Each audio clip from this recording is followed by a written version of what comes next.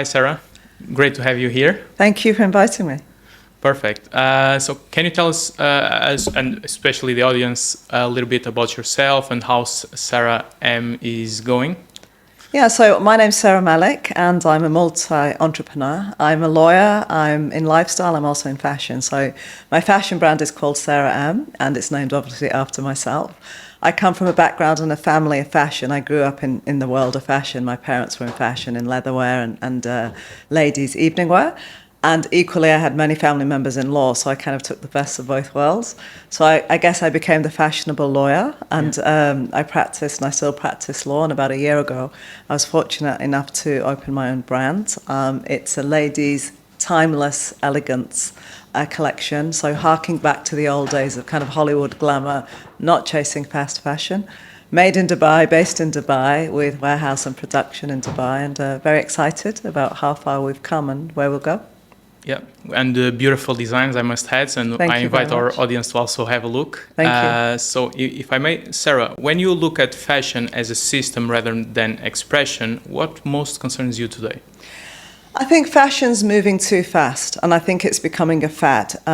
We're not building something lasting, or many designers aren't, or the new trend is it's tempting just to chase visibility. It's tempting to just be the new trend. It's tempting just to get the clicks and the views.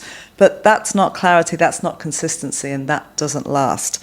So brands jump into campaigns, they jump into collaborations, but they don't define who they are. And in any business, you need your blueprint. You need to know who you are. You need to tell the audience who you are, and you need to stand for what you are. And the identity of any brand is a structure. We're losing that.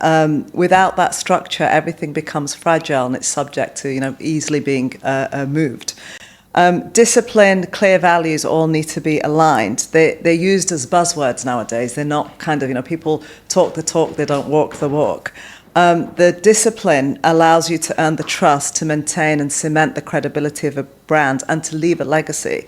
It goes beyond just a single season or a viral moment where some influencer's blown something up. So I just think that fashion is moving too fast and jumping on trends rather than something that's timeless or for decades, or something that leaves a legacy. Yeah, I absolutely feel your view, and I think it's important to what you're trying to build is quite special, because it's always good to have the fingerprint, right? So you see it, it's a Sarah M's fingerprint in that, right? Absolutely, and I think especially on the luxury side, that's what lasts. People remember the name, people remember the quality. It's not just something that was around in 2006 for a flash moment and nobody remembers it again. Absolutely. So which are the top 3 pressure points eroding margins in your experience? So I think, again, it kind of ties in with the fast fashion. Pace. Pace is a constant pressure. So sometimes we think producing more, producing faster is productive, but actually it adds cost when you do that. From samples to logistics to inventory, it's subtle, but it can accumulate quite quickly. So if you also rely on discounting and wholesale prices, I think that's also a pressure point. Yes, you might move product as a company, but you're eroding your margins, you're eroding to some degree credibility, you're diminishing your pricing power over time. You become known as the brand that's always kind of on discount or seasonal sales. So the value and the perceived value of the brand is really important to the customer. And then, of course, there's always a rising cost. In this kind of global economy, everything just gets more and more expensive day to day. So skilled labor, materials, compliance, everything is rising. And you can't always, as a fashion house or design, pass that on to the customers. You have to absorb some of those costs. So the margin squeeze becomes real and persistent. And I think those are pressure points that are in not just the fashion industry, but in different industries as well. Yeah, and something that we also observe is that, for example, the returns pain is quite considerate and is typically understated. Absolutely. By many brands. So it's great to have people like you that have that correctly perceived and account for those risks. And from your vantage point, what is the most underestimated challenge in luxury today? I think maintaining the trust and credibility by being consistent is massively underestimated. Growth and digital metrics, you can measure that. We know how much we're growing, we know what we're selling. But reputation is fragile. Reputation is intangible. Trends and social media come and go. It's very fleeting, but you know and I know that one misstep, one bad campaign, and we've seen huge fashion houses kind of not fall, but there's been a huge fallout because of bad marketing, because of a step they've taken, and that can undo years of careful work. I kind of bring to the fashion arena exactly what we say in the legal arena. We say, or we're taught, you're as good as your last case, you're as good as your last brief. If you're a lawyer, you've been doing it 25 years and you mess up, people are going to remember the mess up, not that you've been great for 25 years. It's exactly the same in fashion. Mm-hmm. One misstep, one bad kind of, marketing, it can undo years of work. The real challenge is maintaining integrity in the brand and relevance and doing that consistently over a period of time. So you need to think with longevity, think of decades, not just weeks or a season. That, I think, in my mindset, is what separates the brands that endure, the brands that last, from those that just kind of, flare and fade away. Yeah, I love your highlight of reputation and integrity, because it's quite important for people to really understand how important it is, and that it takes a lifetime to build a reputation and a Absolutely. second to lose it. So 100%. It's quite important to keep that in mind. Right now, what is the biggest financial risk in a scaling luxury brand? Again, I think with a luxury brand or many business, overextending too quickly is always a huge risk. You need to grow organically. You need to grow with demand. You don't just kind of, get the biggest warehouse and the best, prime space and the biggest mall if you don't have customer base, if you haven't created, if you haven't connected with your customer base.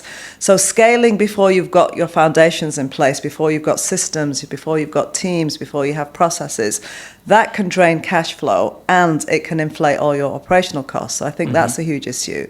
Rapid expansion also serves to dilute the brand, in my view, because your positioning isn't then maintained where you want it to be maintained in the kind of pyramid of fashion. Luxury clothing is aspirational. People aspire to wear. You're selling a dream. You're selling something that people want to be part of. So the perception of your brand matters as much as numbers do.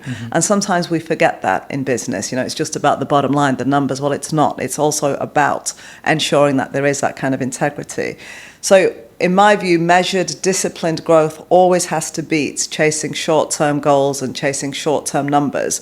Many brands grow fast and then they stumble because they haven't grown the foundations. You have to grow the foundations. It's like having a house that's going to fall down. And as you build and extend, your foundation needs to be solid and grow with you. Absolutely. And again, your reference to systems, I could not agree more. One of my favorite books on the topic is Thinking in Systems. I think it's a must read by anyone, and I absolutely agree with you, because it's the foundation for any successful business. If you want to be around in 10 or 100 years, people need to make that happen, because it's their way of edging their risk. Absolutely. How do you evaluate production volume without overexposure? Volume is always strategic in my mindset. It's not about producing as much as I can and doing it as fast as possible. It's about protecting the desirability of your garment, desirability of your pieces. Every piece should earn its place, right? The craftsmanship, the relevance, the narrative. You need to be able to point and understand what you're bringing to the market. Overexposure isn't just about scarcity, it's preserving emotional and cultural value of the brand. So too much supply, I think, cheapens the experience for a customer. I will go in a store and I'll walk out because to me it looks like a jumble sale. I'm not interested. I'm out. I don't want to go through the rails and racks and see what I can get, no matter how beautiful the product might look. And I think that's important. Think of it as a conversation with a client. How can you meet demand without compromising aspiration, without compromising exclusivity? So I think if you have a mindset that when you're evaluating your production, do your pieces justify their existence, or are you just making them to make them? Very interesting. And how do you build a fashion house rooted in responsibility, not just visibility? Well, you have to ensure responsibility comes first. Responsibility comes before visibility, and with the correct responsibility then drives visibility. Every decision, whether you're designing, whether you're sourcing, whether you're presenting, has to reflect your values. And you need to know what your values are as a fashion house. So you ensure that you do project that. So focus on quality, focus on longevity, not just trends and clicks.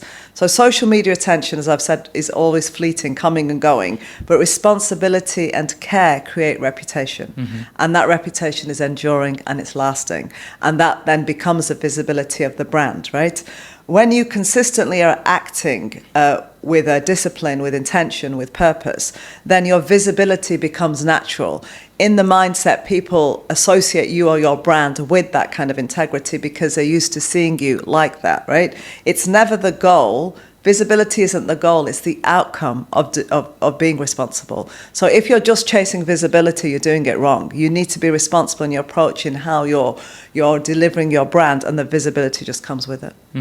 So I'm certain that the community around Sarah M really enjoy that, that truthfulness around the values and how much you care about keeping those values and truth to yourself. I hope so. That's what we're aiming for. Yeah.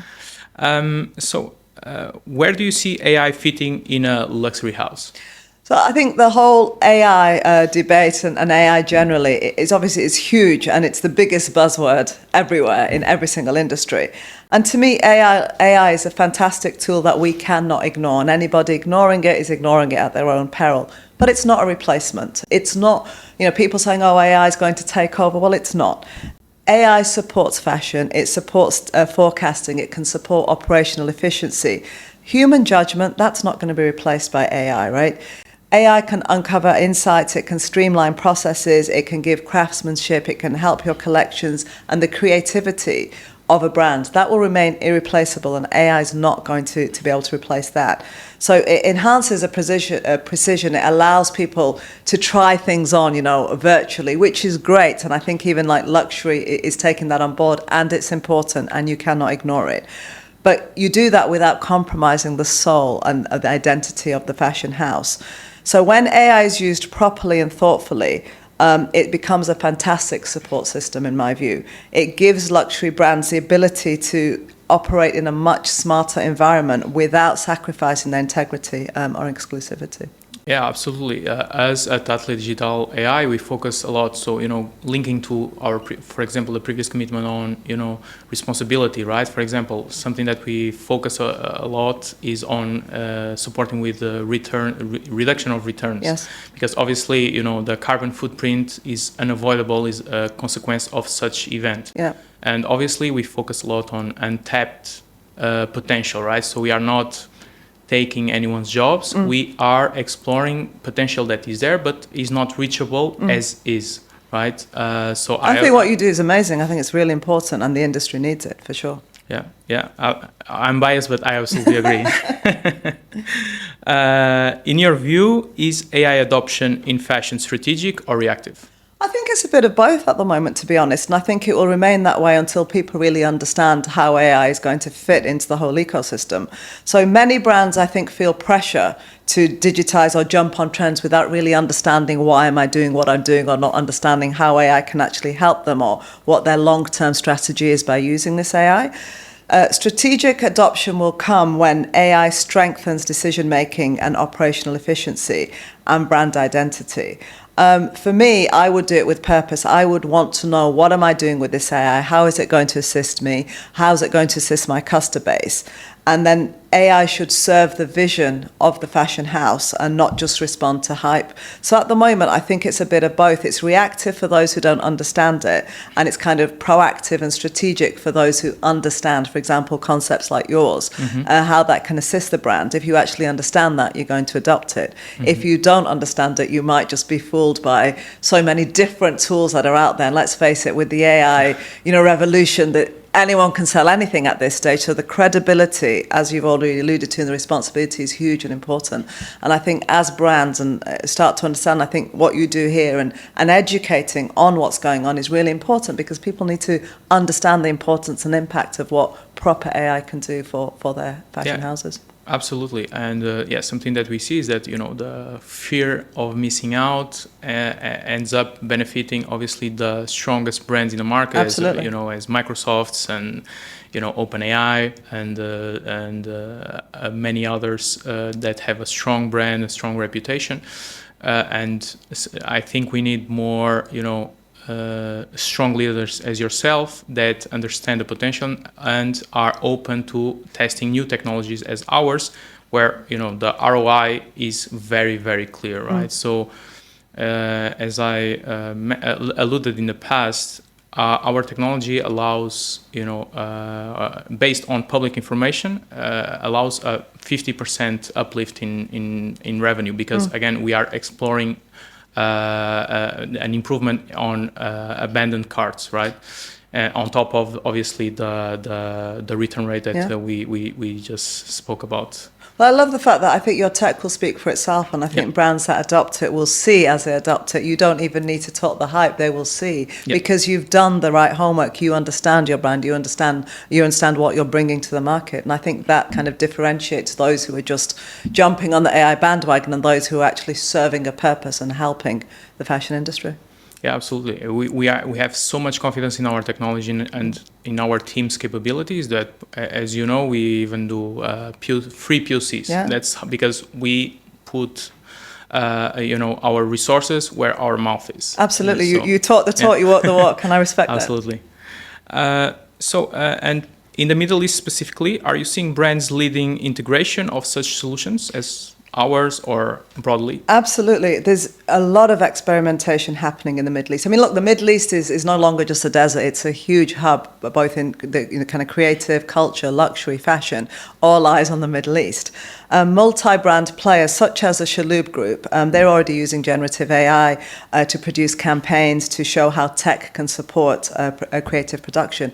We saw in Riyadh Fashion Week, independent designers are also exploring AI and AR, augmented reality. So Mohamed Khoja is a great example at Tasawwur during Riyadh Disputes Week. They used AI and digital filters to create virtual try-ons that let the attendees interact, quite similar as your product, with garments digitally, and they combined culture, craftsmanship with immersive technology, and I think that's really important, and it's a way forward. They did it in a way, it's playful, it's innovative, and it's a glimpse of how luxury then merges into culture, storytelling, and tech. Tech is not a dirty word anymore. Tech is part of the luxury world, and those who kind of don't embrace it are going to stay behind. It's as simple as that. I say those who work with it will succeed. And the Middle East, in my view, is at a fascinating point at the moment. It's a great stage in the kind of fashion and tech industry. It's blending identity, it's blending culture with innovation, and it's at the forefront of doing that.